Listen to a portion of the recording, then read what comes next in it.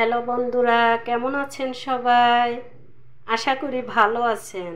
আমি আপনাদের জন্য আরেকটি নতুন রেসিপি নিয়ে আসলাম। রেসিপিটি হলো লাচ্ সিমের ভর্তা।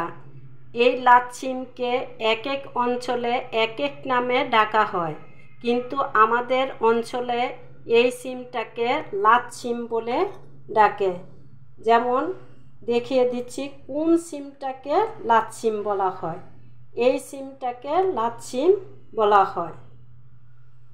তো প্রথমে আমি দেখিয়ে নিচ্ছি লাচ্ সিমের ভর্তা তৈরি করতে আমার কি কি উপকরণ লাগবে। আমি সিমটাকে কেটে এখানে সিদ্ধ করে নিয়েছি, এরকম সিদ্ধ করে নিতে হবে।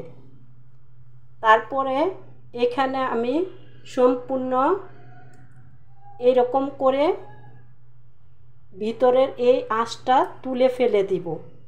তারপরে আমি এগুলোকে ভর্তা তৈরি করব।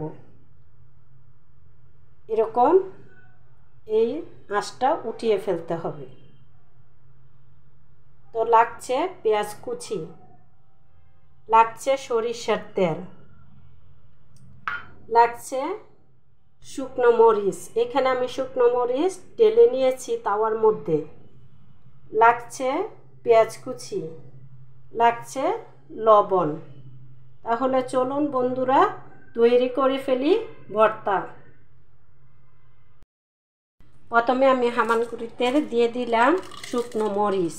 মরিচগুলো আমি ভেঙে নেব। দিয়ে দেব সিমগুলো।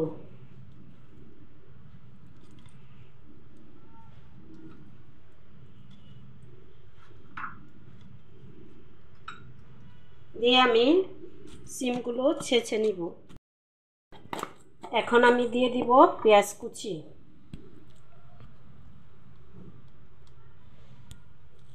দিয়ে আমি পেঁয়াজগুলোকে একটু ছেঁচে নিব সিমের সাথে। এখন আমি দিয়ে দিব লবণ, পরিমাণ মতো লবণ দিয়ে দিব।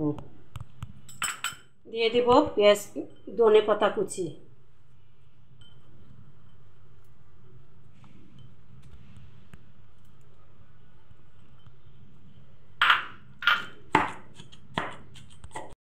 এখন আমি দিয়ে দিব সরিষার তেল কিছুটা এখানে, আর বাকিটুকু পরে দিব। দিয়ে আমি এটাকে আবারও ছেঁচে নিব। আমার ভর্তাটা প্রায় হয়ে গেছে, আর একটু ছেঁচে নিতে হবে। তো বন্ধুরা তৈরি হয়ে গেল আমার লাচ্ সিমের ভর্তা। আমি আপনাদেরকে পরে পরিবেশন করে দেখিয়ে দিব। তো বন্ধুরা দেখুন তৈরি হয়ে গেল আমার লাচ্ সিমের ভর্তা। আমি পরিবেশন করে আপনাদেরকে দেখিয়ে দিলাম।